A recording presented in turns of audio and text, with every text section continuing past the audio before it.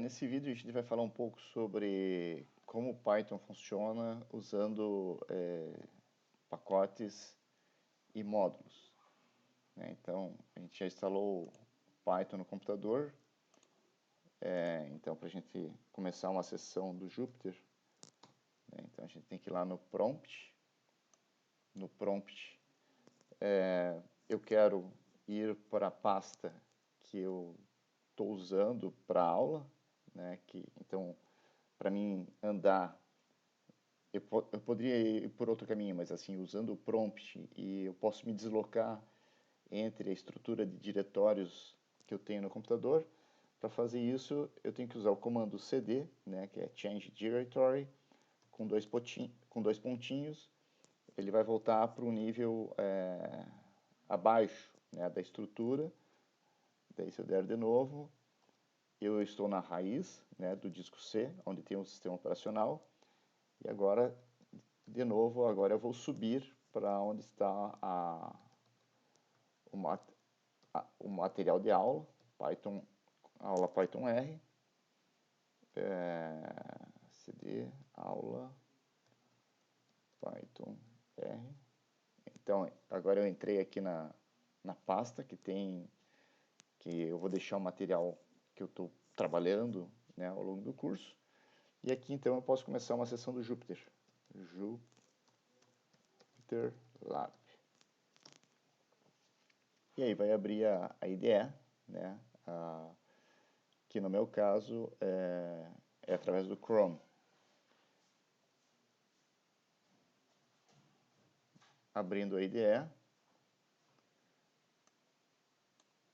eu clico aqui para abrir um novo notebook, né, e aqui começa a aparecer então já as células para digitação de código.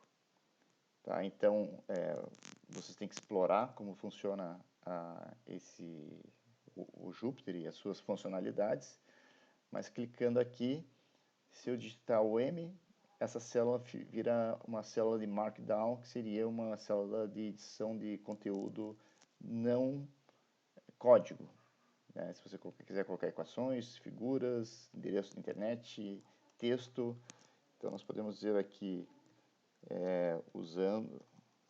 usando pacotes e módulos no Python.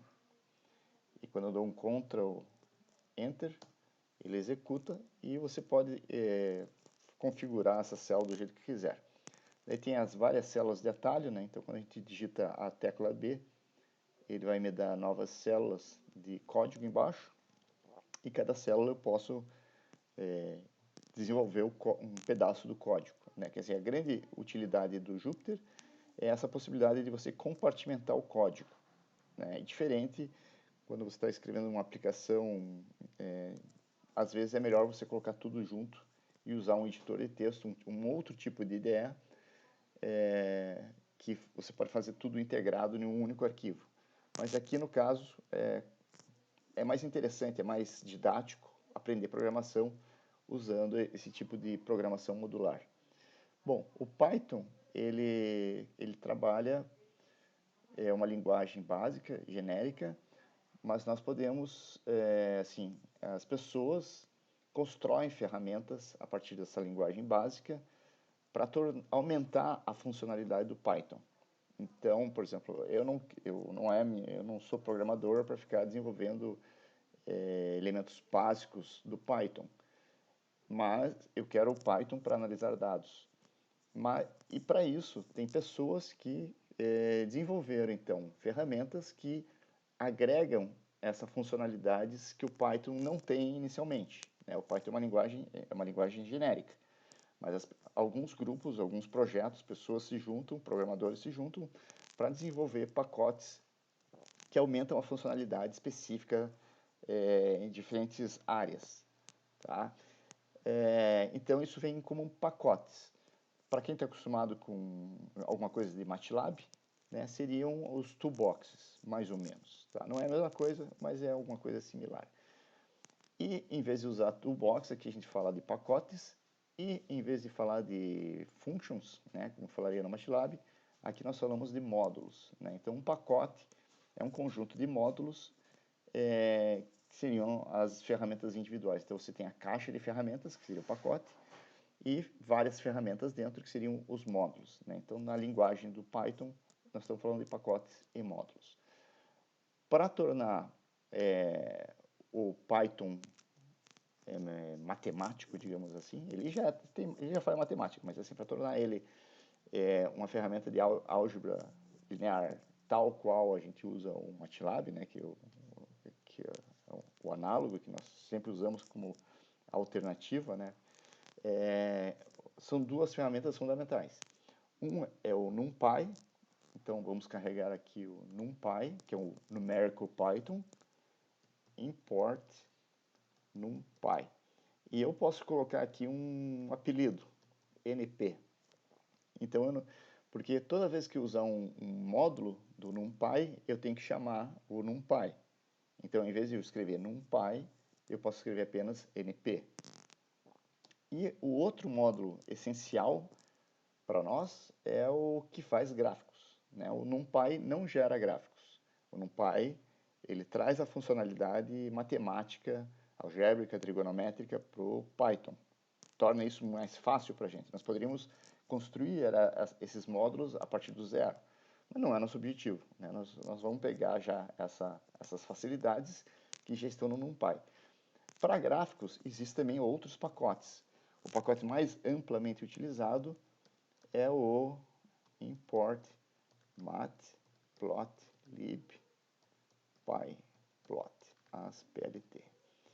E quando eu executo Ctrl, aqui vocês viram que apareceu o número 1, então ele executou, ele carregou nesse kernel aqui, desse notebook, esses dois pacotes, né? Não vamos falar de kernel, mas é assim, tudo isso aqui está sob uma coisa que está lá aqui, né? Ele está rodando, então cada vez que eu dou um comando, isso aqui vai atualizando. Esse aqui é o kernel no qual está rodando esse notebook. Mas isso não interessa muito, interessa é o que está acontecendo aqui. Agora que nós temos esses dois pacotes carregados, nós podemos usar para fazer alguma coisa interessante, né? Então, vamos, por exemplo, bom, cada pacote, cada módulo tem lá na internet, vocês podem entrar lá pedir lá, procurar no Google NumPy ou Matplotlib, e vai ter lá uma extensa material de ajuda para vocês. Mas assim, geralmente a gente aprende por demanda. Quando tem um problema, a gente vai lá, procura e vai resolvendo o problema e vai descobrindo coisas novas. Então, vamos criar aqui, por exemplo, fazer um gráfico inicialmente, né? Então, para fazer um gráfico, a gente precisa de números, né? Então, vamos criar alguns números. Então, eu posso dizer, por exemplo, que vou criar uma variável no meu sistema que tem aonde vai ficar contida alguma coisa, vamos chamar de simplesmente de x, né? Então, x eu vou atribuir alguma coisa a essa variável que eu estou dando o nome de x. E aí vamos usar o NumPy, o pacote NumPy, e o módulo arrange para criar alguma coisa. Então eu vou criar um número que começa em 0 e vai até 100. E quando eu dou o Ctrl Enter, ele executou, né? Então, o que aconteceu exatamente, né? Então, quando a gente está trabalhando com programação, a gente não está interessado em ver os números, mas a gente sabe que aquela variável contém aquele material. Então, se eu vier aqui e der um print x, ele vai mostrar o que contém em x, que no caso, usando o arrange, eu criei uma sequência de números, de 0 até 99.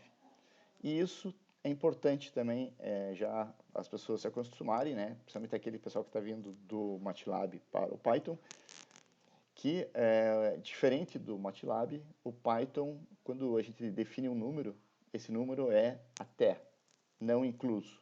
E quando eu coloquei aqui 0 e 100, eu estou dizendo que ele vai ter de 0, incluído o 0, até 100, mas não inclui o 100. Se eu quiser incluir o 100, eu teria que colocar aqui um 101. E dando print aqui, e agora vai até 100. Né? Então podemos deixar, então, porque na verdade agora eu tenho 101 números, né? Porque ele usa iniciando a partir do 0. Se eu não quero ver isso aqui mais, eu posso simplesmente dar um Ctrl Enter, isso aqui apaga. E agora então eu tenho o x, que é esses valores.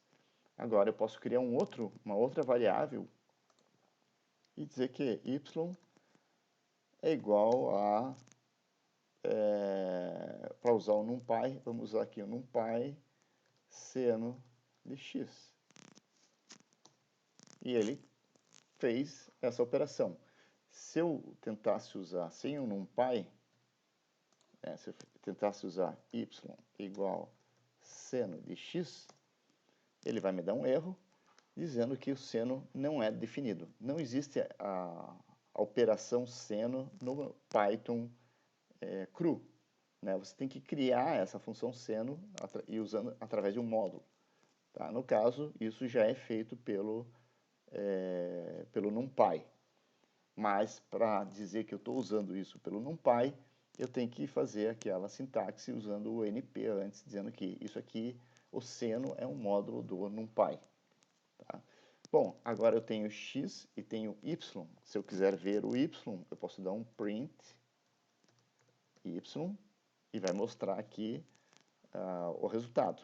Obviamente que ver um monte de números na tela não é interessante, né? Então, nós vamos fazer um gráfico agora. Para fazer um gráfico, nós simplesmente não, nós temos que chamar o pacote matplotlib, pyplot, que a gente está chamando de PLT. Para fazer um plot, literalmente chamar o PLT, que eu estou dizendo que eu estou chamando o pacote matplotlib, e o módulo plot. E aqui eu digo quem é a primeira variável, quem que é a segunda variável. Bom, se eu fizer só um plot de x, ele vai fazer um gráfico como esse. O eixo x vai ser o elemento que eu estou plotando, no y vai ser a variável x. Se eu colocar no caso eu quero dizer que eu quero plotar x e y, e aqui está. Ele faz um gráfico. Tá? Então, isso aqui é só para exemplificar as funcionalidades dos pacotes e módulos. Né? Existem vários pacotes para várias áreas, por exemplo, pessoal da cartografia, pessoal da astronomia, pessoal da inteligência artificial. Cada um faz pacotes e tem vários pacotes para fazer a mesma coisa. Né? Então, só que pacotes com facilidades ou coisas diferentes, que alguém vai lá, cria, existem grupos, né, que se juntam e criam determinados pacotes para aumentar uma funcionalidade específica. Tá? Então, isso aqui é para mostrar essencialmente o funcionamento básico. Né? E a partir daqui nós podemos, então, começar a construir e analisar dados. Ok?